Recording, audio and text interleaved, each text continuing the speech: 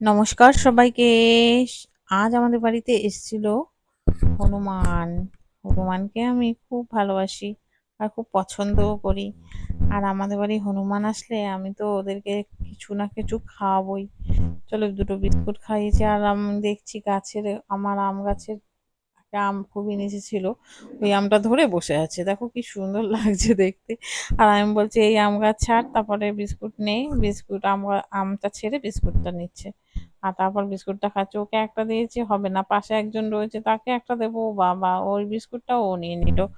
আর এদিকে দেখো আমার কি কি রান্না হয়ে গেছে। আজকে হয়ে গেছে আমের ডাল হয়েছে, আম দিয়ে, গাছের আম কিন্তু কালকে গাছ থেকে আম পড়েছিল ঝড়ে, তো সেই আম দিয়ে ডাল করেছি। আর হয়েছে ঝিঙে আলু দিয়ে পোস্ত। পোস্তটা একটু কমই হয়ে গেছে, ভালোই লাগছিল খেতে। আর হচ্ছে পটল ভাজা ডালের সাথে খাওয়ার জন্য। আর হয়েছে ফুলকপি আলু ভাজা একসাথে রেখেছি, আমি দুটো আলাদা বাটিতে রাখিনি। আর হয়েছে ডিমের ঝোল, এটাই হচ্ছে আজকের ঝোল তরকারি আমাদের, ডিমের ঝোল। আর হয়েছে আমের চাটনি। আমের চাটনি কিন্তু দারুণ লাগে খেতে, তোমরা